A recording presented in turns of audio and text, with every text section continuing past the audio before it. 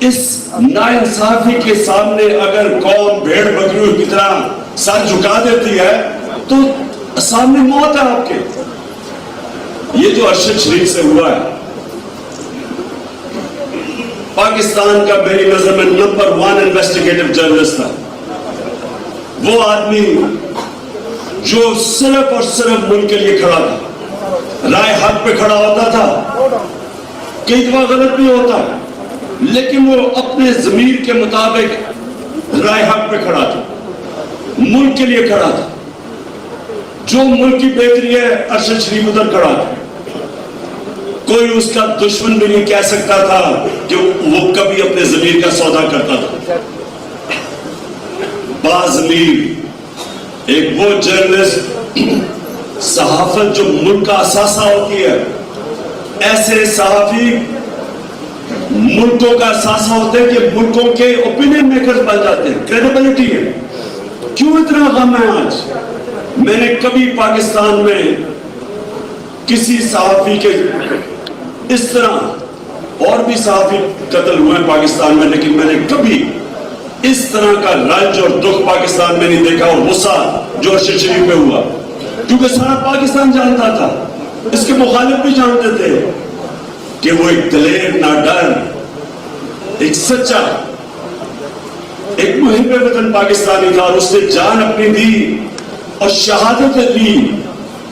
ہر کسی کو ہم شہید کہہ رہے تھے, جی فلانا شہید ہے, یہ شہید ہے, ایکسیڈنٹ میں مرتا شہید ہے. وہ آدمی جس کو پتا تھا کہ اس کی جان خطرے میں, میں نے اس کو 2 دفعہ کہا کہ ملک سے باہر چلے جاؤ, کیونکہ مجھے انفارمیشن تھی اس کو مارنے لگے, دھمکیاں مل رہی, ایجنسیز کبھی کچھ اس کو کہہ رہی, صرف اس لیے کہ وہ کھڑا تھا رجیم چینج کے خلاف سازش کے اوپر. وہ بار بار بے نقاب کر رہا تھا. حکم آتے تھے جی نامعلوم نمبر سے کہ یہ نہ کرو تمہیں یہ کر دیں گے. پتا تھا, پھر گھر میں اس کو دھمکیاں دی انہوں نے. پھر اس کو ہم نے ملک سے باہر نکالا, پھر دبئی کے اوپر پہنچ گیا اس کے پیچھے کہ دبئی سے اس کو واپس بھجوایا جائے. ادھر سے وہ کینیا گیا اور وہاں بھی انہوں نے اس کا پیچھا نہ چھوڑا. وہ لوگ جو چاہتے ہیں کہ ہم یہ چوروں کو ایکسپٹ کر بیٹھے, اور یہ جو انہوں نے ظلم کیا پاکستان سے, چوروں کو پہلے اوپر لے بٹھایا, انہوں نے اس ملک کی معیشت کا بیڑا غرق کر کے رکھ دیا. آج پاکستان کی کریڈٹ ریٹنگ مائنس پہ چلی گئی ہے. جب موڈی دیکھو, جب فچ دیکھو, قرضہ آپ کو دینے کے لیے تیار نہیں ہے پاکستان کو. قرضے ہم واپس کر بھی سکتے ہیں, روپے پہ پریشر ہے, آگے تباہی نظر آ رہی ہے, انڈسٹری بند ہو رہی ہے, کسانوں سڑکوں پہ. کون سی قیامت تھی جو اس سے پہلے کیا ہو رہا تھا 6 مہینے پہلے؟ پاکستان کی اکنامک سروے کے مطابق جو انہوں نے پبلش کیا ہے, پاکستان کی تو 17 سال میں بہترین گروتھ ریٹ ہو رہی تھی. ان چوروں کو اوپر بٹھایا, ملک کا بیڑا غرق کر دیا, اور صرف ایک کام کیا کہ 1100 ارب روپے کے کرپشن کے جو کیسز تھے وہ دن بدن اپنے ختم کرتے جا رہے ہیں. آئے تھے اپنی چوری ختم کرنے کے لیے. میرے پر 3.5 سال ایک بس میرے پر بلیک میل ہو رہا تھا کہ میں کسی طرح ان کو این آر او دے دوں, اور میری ساری سٹیٹمنٹس پڑھتے ہیں. میں نے کہا میں جو بھی مرضی ہو جائے میں تمہیں این آر او نہیں دوں گا, اور اس لیے نہیں دوں گا کہ میں ملک سے غداری کروں گا, میں اپنے اللہ سے غداری کروں گا. یہ کون سا نظام ہے کہ بیچارے جیل بھرے ہوئے ہیں غریب لوگوں سے, جو مجبوری میں, بے روزگاری میں چوری کریں وہ جیلوں میں چلے جائیں, اور یہ ڈاکے مار کے پکڑنے لگو ملک سے باہر بھاگ جائے, وہاں ڈیل کریں این آر او لے اور واپس آ جائے اور پھر چوری کریں. اس کے سننے میری بات, میرے مولا کا حکم ہے کہ تمہارے سے پہلے میرے مولا نے کہا کہ میری زمین پہ نکل کے دیکھو. قرآن میں کیا کتنی قومیں تباہ ہوئی جو میرے حکم پہ نہیں چلی. اس کا حکم ہے امر بالمعروف والنہی عن المنکر, حق اور سچ کے ساتھ کھڑے ہو. اور بدی کا مقابلہ کرو, اس کے خلاف کھڑے ہو. حکم ہے اس کا اللہ کا. کہیں اس نے نہیں کہا بس بس بس بس, کہیں اس نے نہیں کہا کہ جی میں آپ نیوٹرل رہ لو. نیوٹرل رہنے کی اجازت نہیں دی اس نے کسی کو. یا ایک طرف کھڑے ہو یا جاؤ چوروں کے ساتھ. اور ہمیں یہاں کہا گیا کہ جی ہم نیوٹرل ہیں. طاقت آپ کے پاس ہے اور ہم نیوٹرل ہیں. یہ اس طرح ہے کہ آپ کے گھر یہ بالکل ویسے ہے کہ میرے گھر پہ ڈاکہ پڑ جائے اور چوکیدار کہے جی میں نیوٹرل ہوں, میں کچھ نہیں کر سکتا. ان کے اوپر ڈاکوؤں کو بٹھا کے اور کہیں جی ہم تو جی نیوٹرل ہیں. اس لیے میری قوم سن لو, یہ موقع, یہ آپ اس وقت میری قوم نے اگر اس ظلم کے سامنے نہ کھڑی, یہ آپ کی بربادی ہے. میں پرسوں سے قدم بڑھا رہا ہوں. دیکھیں, جو چیز اللہ قرآن میں کہتا ہے, جو میرے نبی صلی اللہ علیہ وسلم جتنی بھی ان کی سنت ہے, وہ چلتے پھرتے قرآن تھے. قرآن کے اندر واضح ایک چیز, اللہ نے انسان کو کہا ہے کہ ظلم اور ناانصافی کا مقابلہ کرو. اس کو جہاد کہتے ہیں. سارے اللہ کے پیغمبر, جو بھی اللہ نے پیغمبر بھیجا, وہ سارے ظلم کے سامنے کھڑے ہوئے تھے. حضرت موسیٰ فرعون کے سامنے, حضرت ابراہیم نمرود کے سامنے, حضرت عیسیٰ رومن امپیریلزم اور یہودی ایلیٹ کے سامنے کھڑے ہوئے تھے. عام آدمی کے لیے کھڑے ہوئے تھے. نبی صلی اللہ علیہ وسلم قریش کے کفار کے سامنے کھڑے ہوئے تھے. ان کو جب انہوں نے فریڈم آف سپیچ روکی اور ان کے اوپر ظلم کیا, ہجرت کی انہوں نے, ان کے سامنے سر نہیں جھکایا. کوئی بھی جو اللہ کا پیغمبر آیا وہ ہمیشہ رائے حق پہ کھڑا ہوا ہے. جو اللہ کے ولی آئے ہیں, اس کے بعد پیغمبر تو آخری ہمارے نبی تھے, اس کے بعد جو اللہ کے ولی یا سارے ہندوستان میں دیکھ لیں, ایک سے ایک بڑے بزرگ تھے. داتا صاحب سے لے میاں میر صاحب, حضرت بابا بلے شاہ, جو لے لیں, ہمارے پاک پٹن کے بابا فرید, یہ سارے جو تھے رائے حق کے مسافر تھے. سارے اللہ کے لیے کھڑے تھے, رائے حق کے لیے, انصاف کے لیے سارے کھڑے تھے. تو حکم اللہ کا, جہاد کا کیوں اس نے کہا ہے کہ ظلم کے سامنے کھڑے ہو؟ آپ کی بہتری کے لیے. اللہ کو تو کوئی فائدہ نہیں پہنچا سکتا. برطانیہ کے اندر سنیں, میں آپ کو بتاؤں زندہ معاشرہ کیا ہوتا ہے.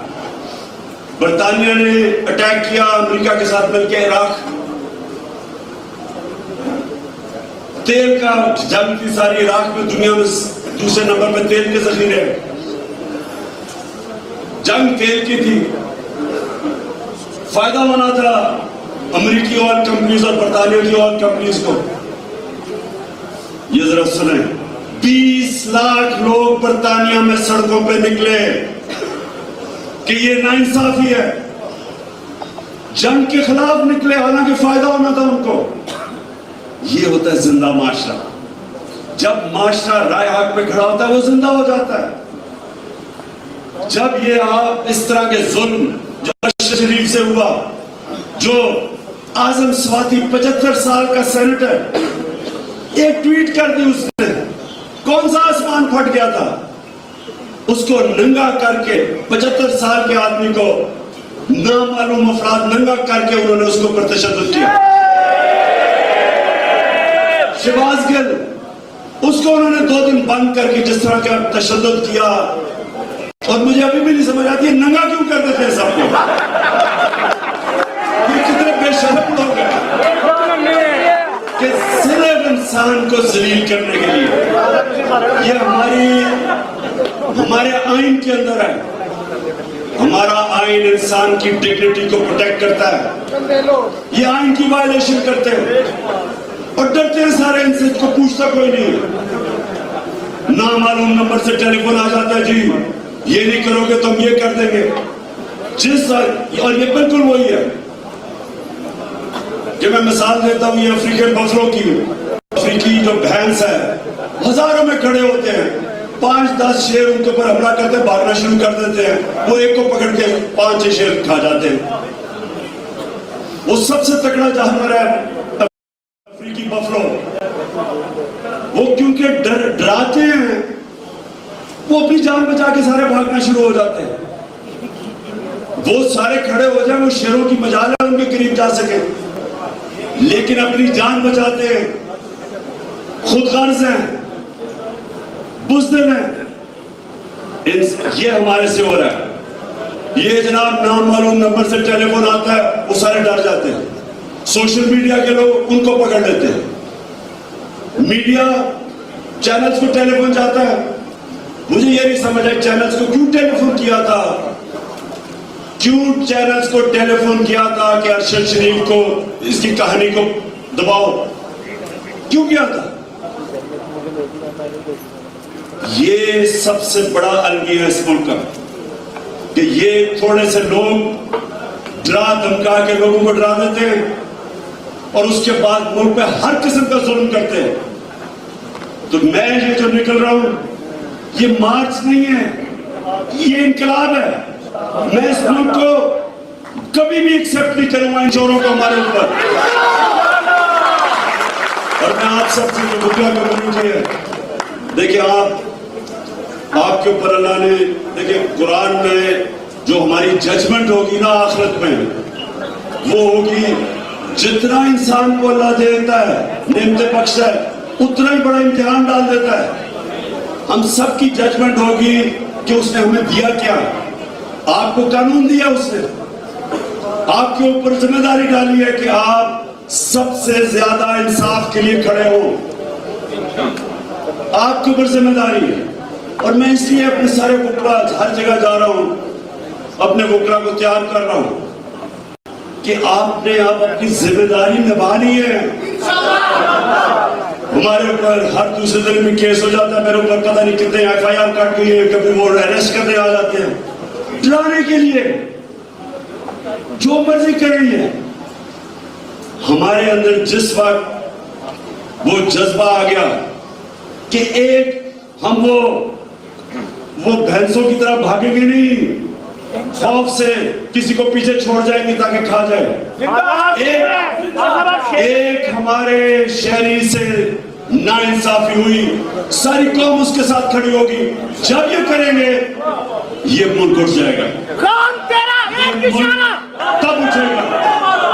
जब इस मुल्क में इंसाफ कायम कर दिया, इसमें खुशहाली भी आ जाएगी, इसमें खुशहाली भी तब आएगी। रूल ऑफ लॉ मदीना की रियासत में पहले इस्टेब्लिश किया गया, फिर खुशहाली आई। पहले खुशहाली नहीं आई, पहले इंसाफ आया, फिर खुशहाली आई। जो भी मुल्क आपके सामने, स्विट्जरलैंड, स्कैंडिनेविया, ये आपके सामने मुल्क, इनकी मिसालें जायदा और पाकिस्तानी रहते हैं, पूछे उनसे। गरीब से गरीब लेबरर भी पाकिस्तान जो काम कर रहा है इन मुल्कों में और जो वहां का शहरी बन गया है, उसको पूरा इत्मीनान है कि कोई ताकतवर उसके ऊपर जुल्म नहीं कर सकता। इसलिए वो उठते हैं, यहां से जाते हैं बेचारे वीजा लेके, बार बार के वहां पहुंचते हैं, उनके बच्चे उनके स्कूलों में जाते हैं और वो देखते देखते जब उनको वो एक ऐसा इंसाफ का माशरा मिलता है, वो उठ जाते हैं। देखे तो आपको फख्र होगा देख के कि अपनी जो आपकी बैरून मुल्क पाकिस्तानी कम्युनिटी है, फख्र होगा देख के कि वो क्या क्या काम कर गए, क्या क्या कारनामे उनके। क्यों पाकिस्तान नहीं आते, क्यों पाकिस्तान में आके सरमायाकारी नहीं करते, क्यों नहीं आते? क्योंकि इंसाफ नहीं है, यहाँ काम ही नहीं कर सकते। जब इंसाफ नहीं होता तो करप्शन होती है, कब्जा ग्रुप होते हैं। यूरोप में क्यों नहीं कब्जा ग्रुप? क्योंकि वहां इंसाफ है। क्यों नहीं इस तरह के प्राइम मिनिस्टर भागे फिर रहे, लंदन में अरबों रुपए की प्रॉपर्टीज लेके बैठे हुए, एक रसीद नहीं दिखा सकते कि पैसा किधर से आया। कोई और मुल्क मुझे बताए, एक मुझे मगरबी माशरा बता दे جس کا پرائم منسٹر اربوں روپے کی پراپرٹیز میں باہر رہنا ہو اور وہ جواب نہ دے کہ اس کا پیسہ کدھر سے آیا, منی ٹریل نہ دے, کیونکہ وہ انصاف ہے اور اس لیے خوشحالی ہے. تو میں آخر میں یہ چاہتا ہوں آپ صاحب میرے سے حلف لیں. یہ میں گفتار کے غازی نہیں چاہتا, میں ایکشن چاہتا ہوں آپ سے.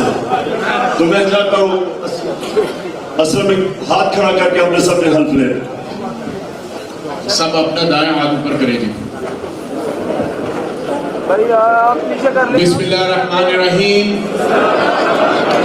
میں اللہ تعالیٰ کو حاضر ناظر جان کر حلف اٹھاتا ہوں کہ میں پاکستان کے آئین و قانون کی ہمیشہ پاسداری کروں گا, اور یہ کہ میں بیرونی سازش سے آئی موجودہ حکومت کو عوام کی جمہوری طاقت سے بدلنے تک اپنی تمام تر آئینی اور جمہوری ذمہ داریاں پوری کروں گا, اور یہ کہ میں خوشحال اور آزاد پاکستان کے لیے ہمیشہ جدوجہد کروں گا. اللہ تعالی ہم سب کا حامی و ناصر ہو. آمین. پاکستان